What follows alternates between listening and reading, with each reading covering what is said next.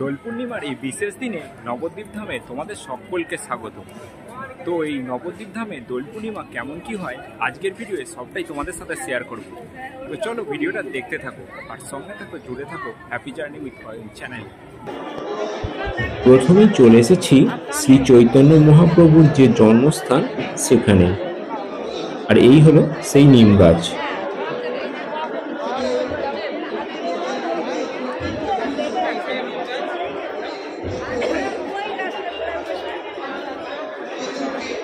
সকাল থেকেই এখানে বহু ভক্ত রং আবির খেলেছে, আর জায়গাটি দেখো ফুল দিয়ে কতটা সুন্দরভাবে সাজানো হয়েছে। বহু ভক্তের জমায়েত হয়েছে আজ এখানে।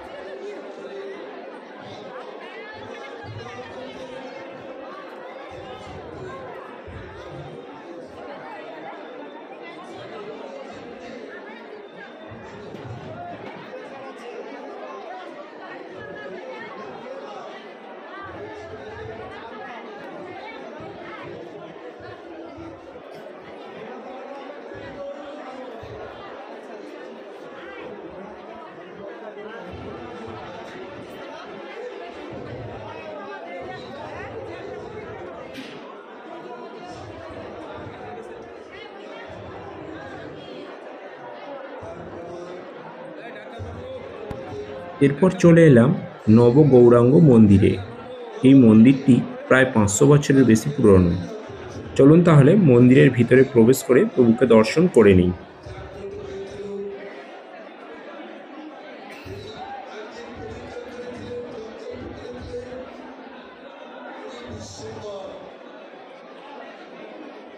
এরপর এখন চলে এলাম শ্রী শ্রী গৌরাঙ্গ মহাপ্রভুর শ্রী মন্দিরে। এই বছরে 539তম আবির্ভাব তিথি পালিত হচ্ছে। চলো মন্দিরের ভিতরে প্রবেশ করা যাক।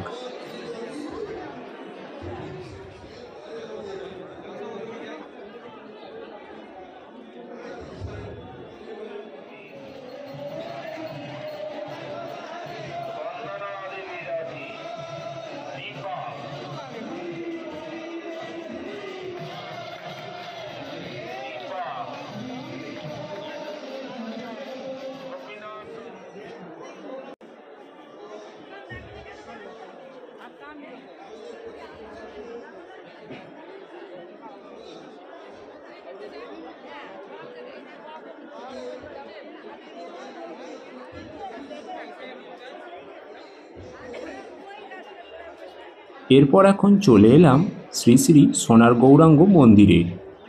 চলো এই মন্দিরটিও ঘুরে দেখে নেওয়া যাক।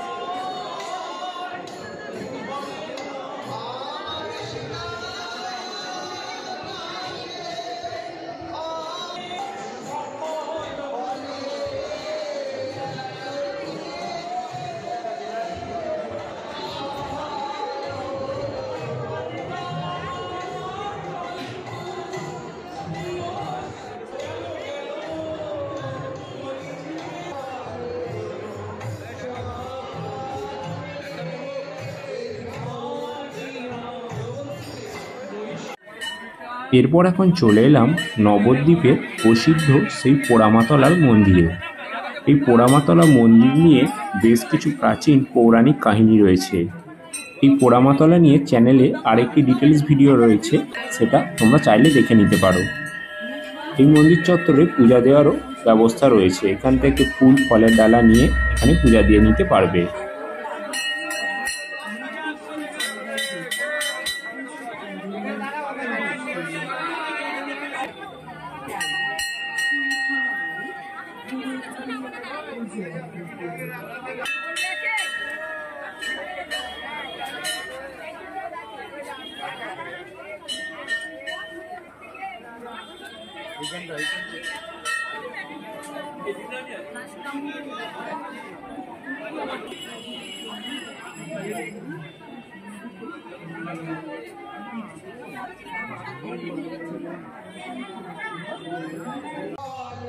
এই নবদ্বীপে দোলের সময় বিভিন্ন মন্দিরে তো বটেই, এছাড়াও রাস্তাঘাটে অলিতে গলিতে নানান জায়গায় মহাপ্রভু নানান মূর্তি পূজা হচ্ছে এবং সেখানে নানান রকম ভোগ প্রসাদেরও বিনামূল্যে ব্যবস্থা করা রয়েছে সর্বসাধারণের জন্য।